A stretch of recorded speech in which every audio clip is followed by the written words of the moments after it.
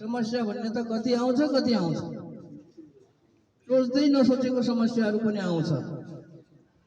अनि समस्या मात्र होइन, आफैले पनि समस्या सिर्जना गरिन्छ। किनभने सपना आउँछ, विभिन्न किसिमको ड्रिम्सहरू भाइ बहिनीहरूले देख्छ। पक्कै पनि कतिले के ड्रिम्सहरू देखिरहेछ होला हैन। यसो गर्नु पाए हुन्थ्यो, यस्तो गर्नु पाए हुन्थ्यो, उस्तो गर्नु पाए हुन्थ्यो भनेर सपनाहरू देखिरहेछ।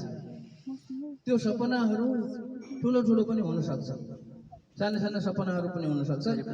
अब ठुला सपनाहरू, कुनै सपनाहरू त असम्भव लाग्ने सपनाहरू पनि हुन्छ।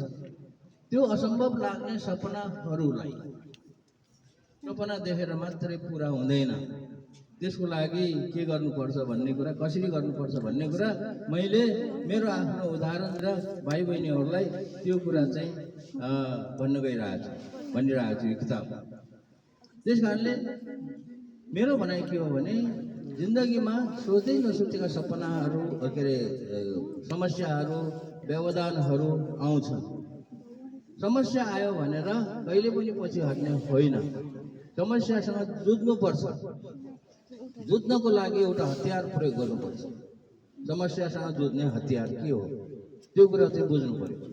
समस्यासँग जुझ्ने हतियार यो टाउको भित्र रहेको दिमाग चाहिँ हो, दिमागै हो हतियार।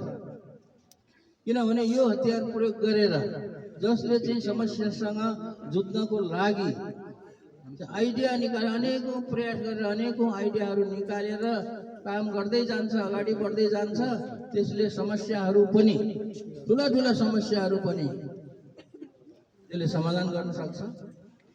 अनि ठुला सपनाहरू पनि पुरा हुन्छ। त्यसको